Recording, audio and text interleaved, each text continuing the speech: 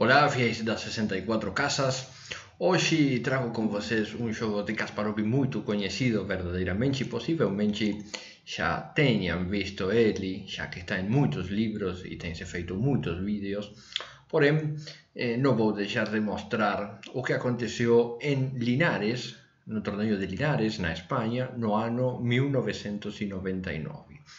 En ese momento, axamos con as pezas brancas un Kasparov de 35 anos que xa tiña 2812 de rating, xa estaba en un dos seus mellores momentos como enxadrista, posiblemente, e con as pezas pretas ao xoven Veselin Topalov de 22 anos que xa tiña atingido os 2700 de rating, dois grandes mestres da elite nese torneo de Linares, España, que acabou sendo victorioso Garry Kasparov con 7 victorias e 7 empates. Foi un torneo de 8 xogadores, ida e volta, é dizer, xogaron todos contra todos con as dúas cores. E ese xogo en particular que vamos ver a continuación é a inmortal de Kasparov, e posiblemente unha das mellores partidas que o xadrez xa teña brindado para a humanidade. Vamos ver que Topalov con as pezas pretas xoga unha defensa Caro-Kann, unha defensa Pirc. Aquí xogando D6 e G6 xogamos unha defensa Pirc. Aquí as brancas ten moitas opcións. Kasparov escolle un plano ben agresivo, ele xoga bispo E3, bispo G7 e dama D2. Vemos que as ideas de Kasparov para xogar contra a defensa Pirc do Topalov son facer o Goki Grande cedo, posiblemente unha das opcións das pretas máis arriscadas sexa facer o Goki pequeno agora.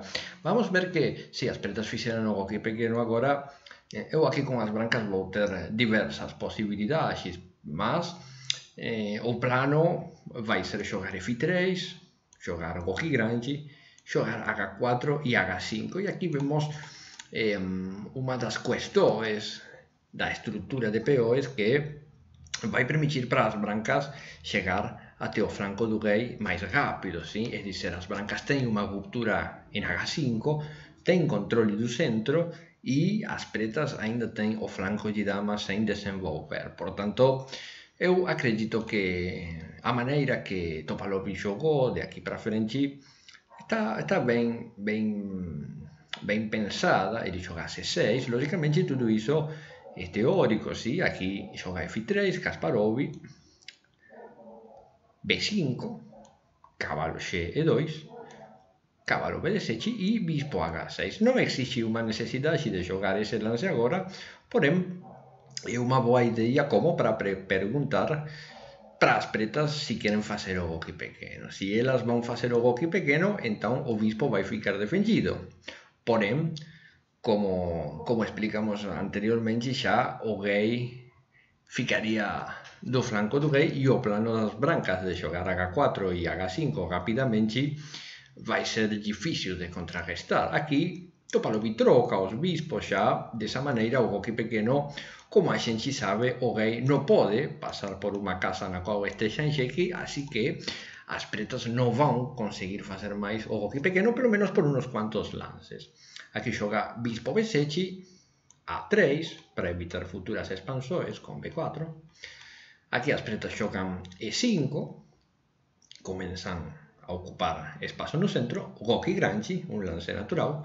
Aquí dama E7, e aquí Kasparov xoga rei B1, que ten como idea mellorar o cabalo G2 pela casa C1 e entón pela casa B3, porque vemos que por causa do peón GB xa estar en B5, tamén vamos ter acceso no futuro para a casa A5.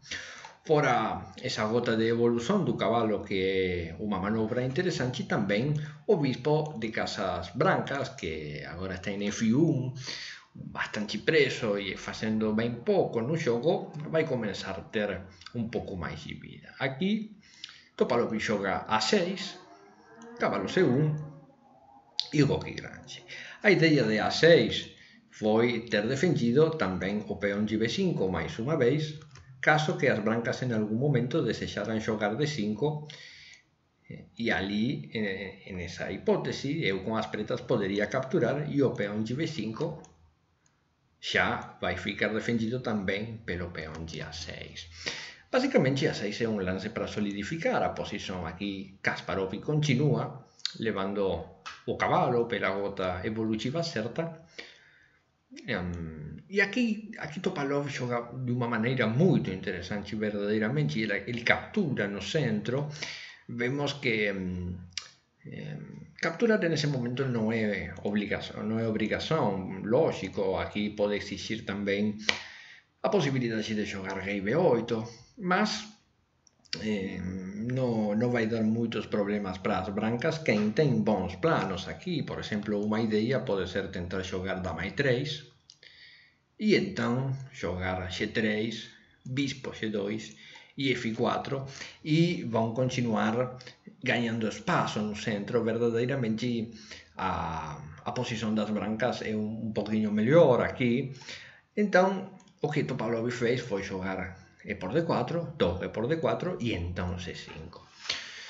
Uma outra ideia, talvez un pouco máis sólida, é xogar aquí cavalo C5 en lugar de C5. Como vemos, cavalo C5 estaría permitindo para as brancas dobrar os peóns das pretas con cavalo por C5 e D por C5. Porém, aquí o controle da columna vai ficar momentaneamente para as pretas. Por exemplo, caso torre por D8, eu posso xogar tamén torre por D8, e aquí, se ben as pretas teñen os peóns dobrados e as brancas teñen o peón central, que sempre é un bon factor, un bon aspecto da posición, as brancas terían que xogar bispo E2 e entón levar a torre para a columna D.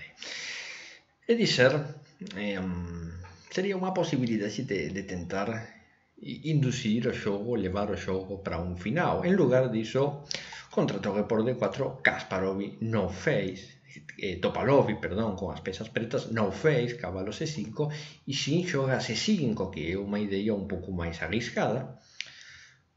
Kasparov volta con a torre, aquí cabalo B6, vemos que a idea, unha vez feito C5, é tamén facer D5, con o que Topalov con as pretas liberaría a posición.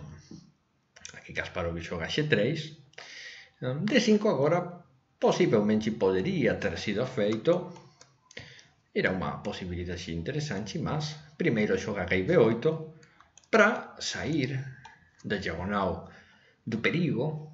Aquí Kasparov xoga cabalo A5 e conforme a ideia de Topalov, que é facer D5, ele escolle non permitir a simplificación. Ele xoga aquí bispo A8. Ele non permite que o bispo sexa trocado pelo cabalo. Vemos que caso Topalov con as pretas houvese feito algo diferente, por exemplo torre H8, por dizer algún lance, poderían comenzar a exigir planos do tipo bispo X2, torre aquí, capturar e F4, e finalmente o bispo de casas brancas vai acabar sendo forte. Tamén, unha das outras ameazas fortes da posición das brancas é xogar a 4, onde vemos que contra B4 vai aparecer un lance moito forte verdadeiramente nesa posición, que é bispo por A6. Contra bispo por A6, as pretas non poderían capturar por causa do duplo, do cheque ao rei e a dama, e caso B por C3, entón as brancas tamén van capturar o bispo de B7 e as complicações están favorecendo as brancas, quen ten un peón de vantaxe e quen van ter boas perspectivas de continuar creando ameazas na posición. Para evitar todas esas hipótesis, contra cabalo A5, Topalov directamente xoga bispo A8, e o xogo aquí continúa, xoga bispo H3, Kasparov, entón D5, Finalmente o lance que libera a posição, dama F4 xeque, rei a C6 que está bem, torre H E1, levando as peças para o centro.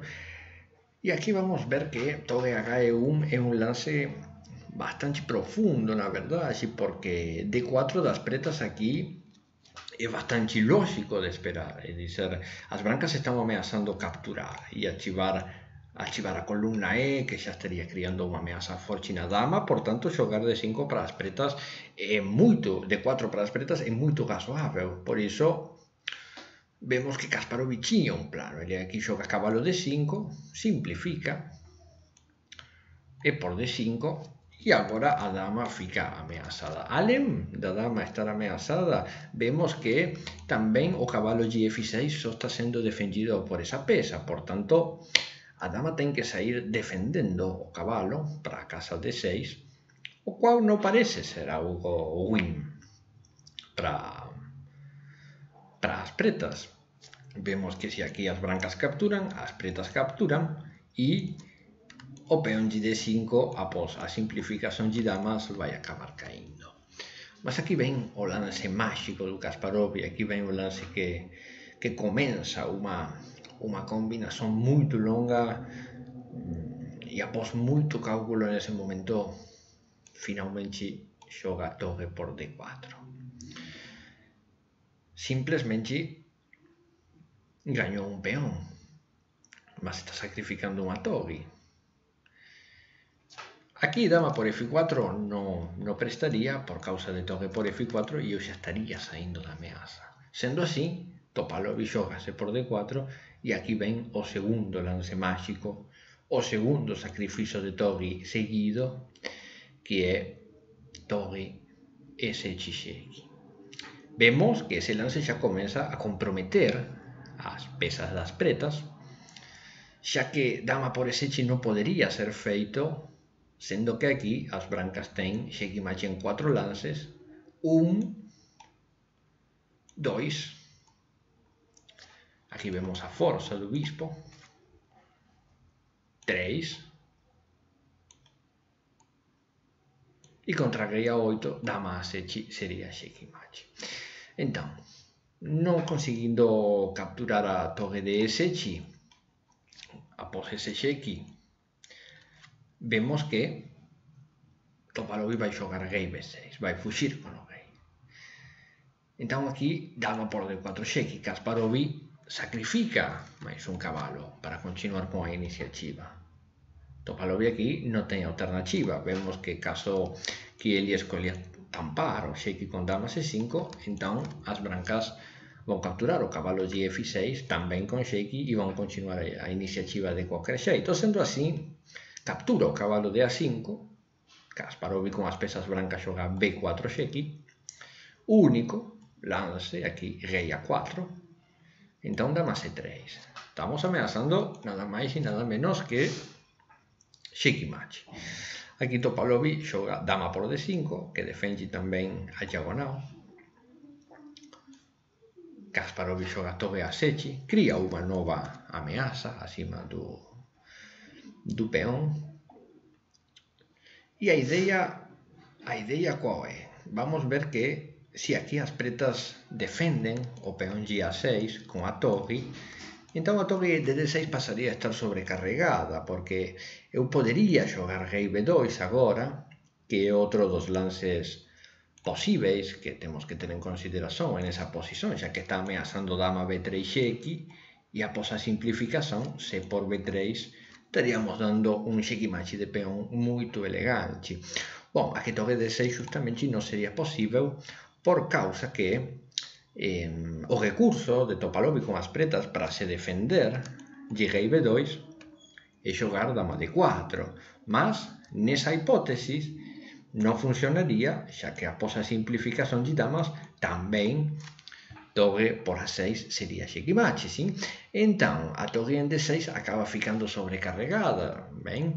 Em lugar de se defender com a torre, aqui vamos ver que o que Topalov fez foi jogar bispo B7, e aqui nessa hipótese, se eu jogo rei B2, então as pretas ainda poderiam jogar dama D4 e forzar a simplificação de damas e o peão de A6 ficaria defendido pelo bispo. Kasparov então não joga rei B2, ele vai jogar torre por B7, está aproveitando que a dama não pode sair dessa casa.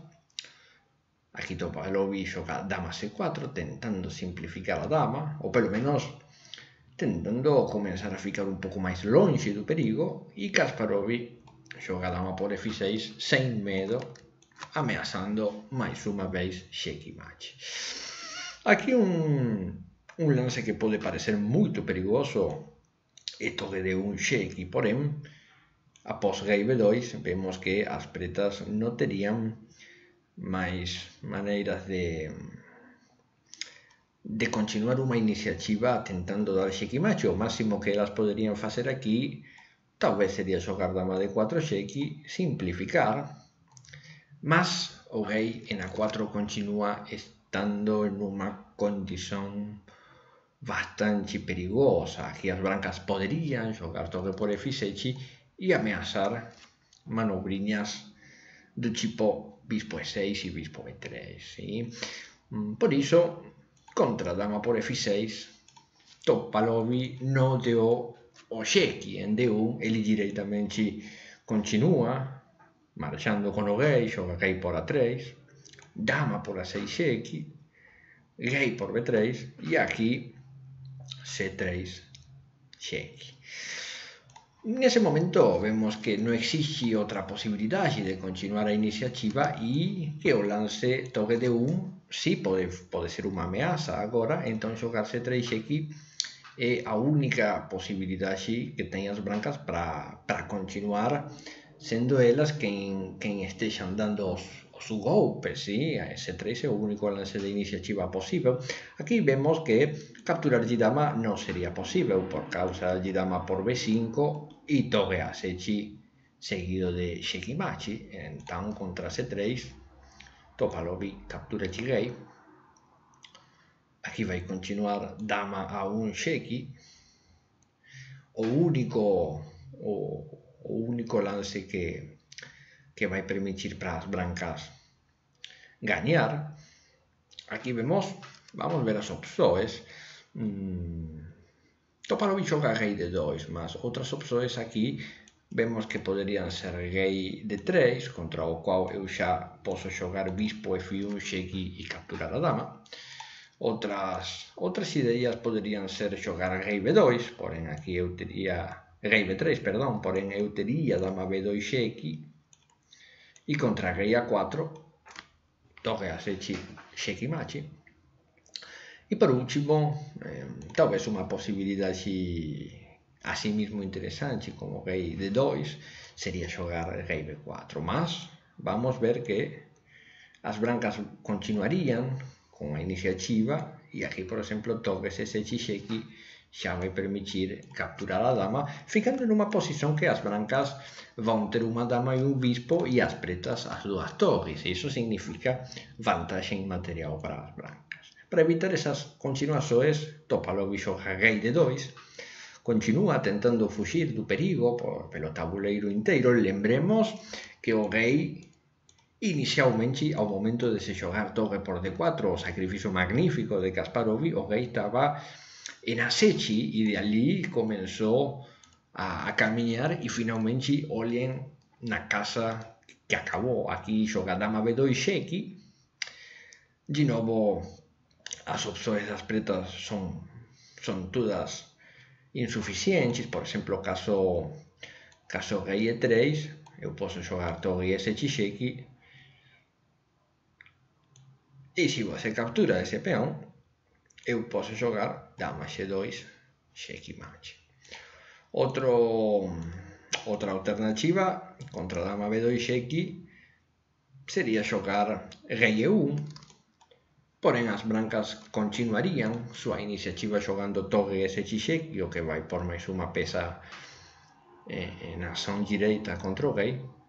Então, rei D1 parece o melhor lance, pelo menos rei D1 vemos que está evitando que a torre entre no jogo, mas Aqui Kasparov tem uma excelente ideia e joga bispo F1. Agora, caso de dama por F1, o checkmate seria assim: dama C2 cheque, rei E1 e torre S7 cheque. Basicamente, bispo F1 é um lance que está tentando desviar a dama, ¿sí? Vamos a ver que aquí, por causa de no ter controle da casa C2, as pretas acabarían levando checkmate.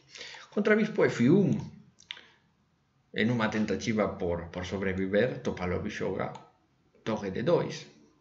E aqui Kasparov volta a acertar o lance chave da posición. Vemos que caso bispo por F4, bispo por C4, perdón, vai continuar torre por B2, rei por B2 e B por C4. E a posición xa sería bastante simplificada, ¿sí? Ficaríamos cada un con unha torre e eu xa non tería maneiras de chegar até o rei das brancas, mas Kasparov acerta outro lance magnífico que é torre D7.